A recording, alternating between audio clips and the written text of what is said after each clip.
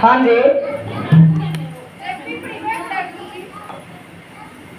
देख ले। और ले लिया तो और लिया तो हेलो हेलो हेलो हेलो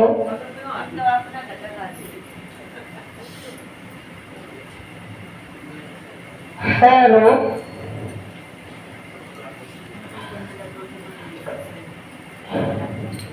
एक बार नारजी ने कंस के पास जाकर कहा तू बड़ा बोला है, इस वसुदेव ने तुझे उल्लू बनाया है। बोलो भागवत पुराण की जय, बोलो जय गुरुदेव तेरी शरण, बोलो रामचरण गुरु जी की जय, बोलो जय श्री राधे कृष्ण की जय। वह अपने 8वें पुत्र को नंद जी के पास छोड़ा और नंद जी की पुत्री को याद लिया। श्री कृष्ण देवकी का पुत्र और बलराम रोहिणी किया। उन दोनों ने मिलकर तेरी कई सेवकों को मार डाले हैं। कंस ने यह सब सुना और वो आग बबूला हो गया। वसुदेव को मारने के लिए तैयारियां हो गया। जो वीर भाव बढ़ाता है वह वे सुना नहीं। नारजी सुलगाना भी जानते हैं और बुझाना भी, जबकि हम जैसे तो मात्र सुलगाते ही रहते हैं। नारजी कंस को समझाने लगे, वसुदेव को मारने से क्या लाभ होगा? तेरा काल तो श्री कृष्ण है। यदि तू वसुदेव को मारने जाएगा तो कृष्ण समाचार पाते ही भाग निकलेगा। सो तुम उस कृष्ण को ही मारने का सोच। कंस सोचने लग गया, अब कृष्ण किसको उपाय से मौत का घाट उतारा जाए। ब्राह्मण ने राजा से कहा, तुम धनुष यज्ञ करो। इस यज्ञ का यजमान की आयु बढ़ती है और शत्रु मर जाते हैं, किंतु यदि यज्ञ के आरंभ के 5 दिनों का विघ्न आए तो यजमान मरता है। उस समय कंस के कुछ मल्ल आए। उन्होंने कहा, अरे वह छोकरा क्या करेगा, तुम्हारे काल के ही काल हमें तो हैं।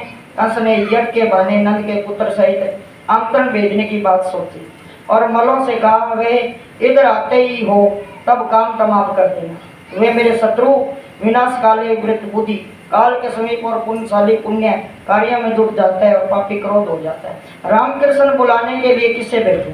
हाँ हाँ, याद आ गई, अक्रूर को ही भेजूं। अक्रूर विश्वासघात नहीं कर सकता। जो क्रूर वह तो श्री कृष्ण कैसे ले आ सकता है? काम सुख का चिंतन करने वाला मन क्रूर अक्रूर बन जाए वही श्री कृष्ण को अपने साथ ले आ सकता है। जो क्रूर नहीं है वही क्रूर है। कंस ने अक्रूर को बुलाया और कहा, चाचा जी एक काम करना है। तुम्हें नारद जी कहते हैं कि श्री कृष्ण देवकी का 8वां पुत्र है जो मुझे मारने वाला है। मैं अपने इस काल को मारना चाहता हूँ। तुम नंद बाबा के धनुष यज्ञ पधारने का आमंत्रण दो। कृष्ण बलराम को अपने साथ लेते आओ। हाँ, किसी को कहीं इस बात का पता न लग जाए। पुलिस तब आने नहीं दे। कंस साक्षात मूर्ति का आमंत्रण भेज रहे, बुला रहे हैं। व्यास शिष्य दास गुरु जी की बड़ी सेवा करता था। उसके एक बार गुरु जी से पूछा, मैं ये जानना चाहता हूँ कि मैं कब मरूंगा। व्यास ने कहा, क्या करोगे जानकर? जाने भी दो, किंतु दास कब मांगने वाला था। तो वे दोनों यमराज के पास पहुंचे। यमराज ने भी अपना ज्ञान बताया। मेरे मंत्री मूर्तिया देव ही बता सकते हैं, चलो उसी के पास चले। तीनों देव देव के पास आए। मूर्तिया ने कहा, यह तो प्रारंभ भी बता सकते हैं। विचारो विधाता के पास आए। विधाता ने कहा, दास के प्रारंभ में लिखे हैं, जब वह व्यास यमराज और मूर्तिया देव को लेकर मेरे पास आएगा तब उसकी मूर्ति होगी। व्यास यह आपका शिष्य है, वह मर नहीं पाएगा, इसलिए मैंने ये लिखा था कि अब तो कोई उपाय नहीं, बस अब तो एक ही क्षण बाकी रहेगी उसके मरने की। मूर्ति कब होगी ऐसा सोचना व्यर्थ है। कंस क्रोध जी, तुम कल गोकुल जाओ और कृष्ण बलराम को ले आओ। ये बात गुप्त ही रखना। तो मार्ग में अक्रूर जी परमात्मा का स्मरण करते हुए भाग्योदय के बारे में सोचने लगे। मुझे कामी भगवान के दर्शन कैसे हो सकते हैं, किंतु कृष्ण ने मुझे अपनाया है, इसलिए कंस ने मुझे भेजा। लगता है कि शाम के समय गौशाला में कन्हैया का दर्शन होगा। इसी प्रकार जा रहे अक्रूर जी सोते कन्हैया उसे नाम लेकर पुकारेंगे यहाँ वैसे तो पापी हूँ, अदम हूँ, किंतु वही हूँ बड़ा हूँ। वसुदेव के चचेरा भाई भी हूँ और मित्र भी। सो कन्हैया मुझे शायद चाचा कह पुकारेगा। ऐसा करते हुए अक्रूर जी जा रहे हैं। तो वृंदावन वासी एक निष्ठान महात्मा योगाभ्यास किया जाता है, मन शीतल रहता है। वो योगा की बातें इसी प्रकार का गुरु जी जाते हैं। अब बात आती है अक्रूर मन भांति भांति की कल्पना करते हुए जा रहे हैं। उन्हें कन्हैया मुझे चाचा ही करेगा क्योंकि मैं चाचा लगता हूँ, इसी प्रकार जा रहे हैं। सुखदेव जी वर्णन कर रहे हैं, राजन परीक्षित राजा को सुना रहे हैं। अक्रूर जी आदि नारायण के दर्शन के लिए दंडवत प्रणाम करते हुए आगे बढ़ रहे हैं। परमात्मा को प्रसन्न करने के एक अच्छा साधन है दंड वंदन। मथुरा में निकले हुए अक्रूर जी गोकुल पहुंचते पहुंचते शाम हो गए। भगवान ने अक्रूर जी का मनोरथ पूर्ण किया। वे बोले चाचा जी आओ बैठो। दंडवत प्रणाम करके गुरु जी गौशाला में आए हैं। गुरु जी चाहते हैं जब वे प्रणाम करे जब ही ठाकुर जी बताए, तो ठाकुर जी ने कहा चाचा जी आओ बैठो। गुरु जी के चाहते श्री कृष्ण चाचा कह पुकारेंगे, तो उसने ऐसे ही किया, चाचा कहा है। यह सारी बात जब सौदा तक पहुंची, नंद जी बहुत बोले थे, वे आमंत्रण पाकर प्रसन्न हो गए। मैं कस को कर देता हूँ, सो मेरे बेटे के लिए सुवर्ण का रथ भेजा गया है सोने का। मेरे पुत्रों से कस का कितना प्यार करता है। नंद बाबा क्या जाने विश्वासघात उत्पन्न करने हेतु कंस ने सोने का रथ भेजा। नंद बाबा कहते हैं मैं भी चाहता था कि अपने पुत्रों को कभी मथुरा भी दिखाऊं, ननियाल भेजूं, ननियाल जाने दूं।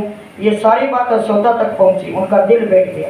अक्रूर नहीं क्रूर रह गई है, मेरे लाला को मत जाने दो। चला जाएगा तो गोकुल उजड़ जाएगा, वह नहीं होगा तो गायों का खाना छोड़ देंगी, मैं नहीं जाने दूंगी। ले जाना है तो बलराम को ले जाओ, कन्हैया को नहीं। सुना है मथुरा की नारियां का जादू करनी होती है, कुछ ऐसा टोना कर देंगी कि मेरे कन्हैया वापस नहीं आ सकेगा। इसी प्रकार सौदा पीर पड़ने लग रही है। सौदानंद जी की विनती करने लगी, मथुरा जाना हो तो जाओ, किंतु लाला को नहीं ले जाना है, मैं नहीं जाने दूंगी। तो नंद जी बोले 2-3 दिन से मैंने बुरे सपने भी देखे, ऐसे ही सौदा कह रही है। नंद बाबा सौदा को ढांढस बंधाते कहने लगा, कन्हैया 11 वर्ष का तो हुए हैं, 2-4 दिन फिर और आगे मैं ले आऊंगा। रात आई, सो गई, दिल का उठा तो फेरी माई बात संताड़ने लगी, कन्हैया जाएगा, मैं नहीं रहूंगी।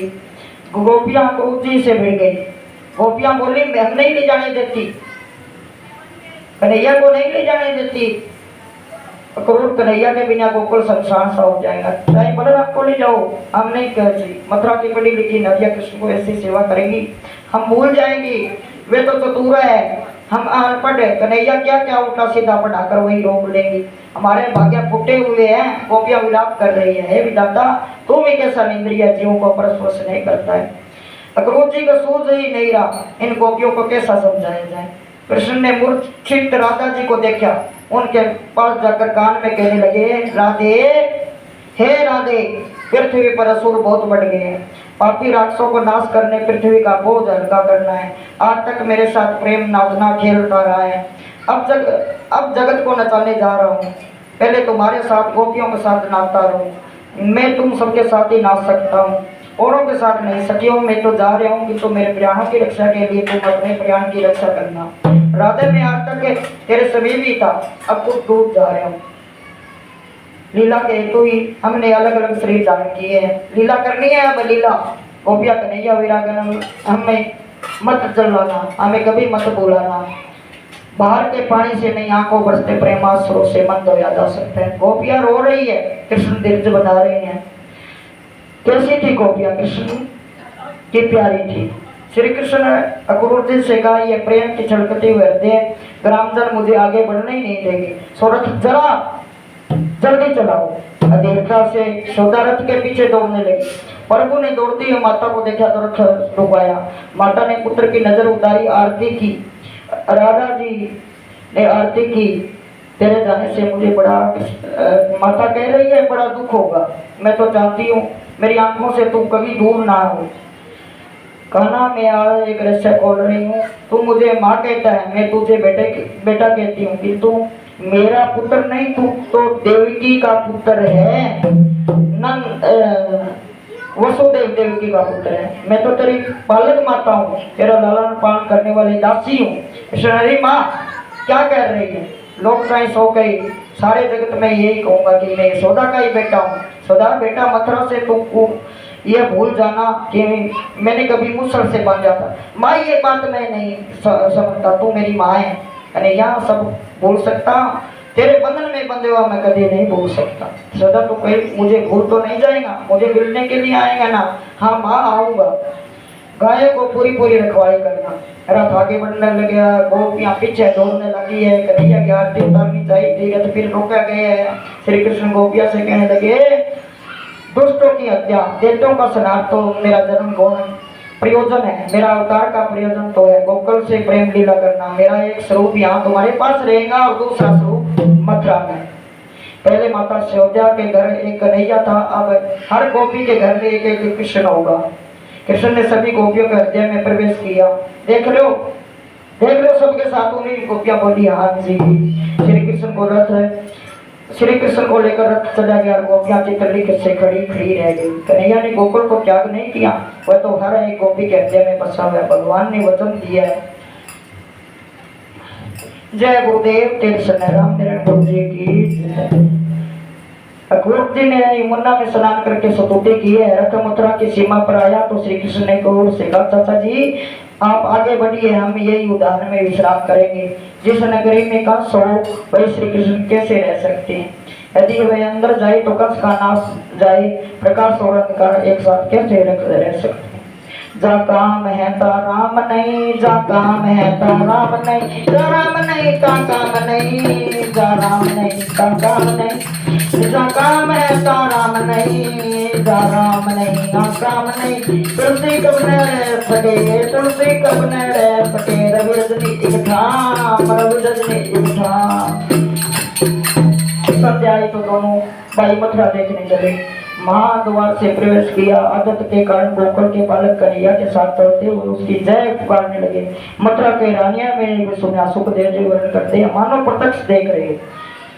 तो भगवान दर्शन के लिए वैसे ही लगन होनी चाहिए। मथुरा की स्त्रियां श्री कृष्ण के दर्शन करती हुई आपस में बातें करने लगी। रास्ते में राजा कंस का धोबी मिला जो राजा के कपड़े लेकर जा रहा था। यह वही धोबी था जिसने रामावतार में माता की निंदा की थी। निंदा और नरक एक सी है, किसी की निंदा कभी न करो। श्री कृष्ण ने उस धोबी से कुछ वस्त्र मांगे।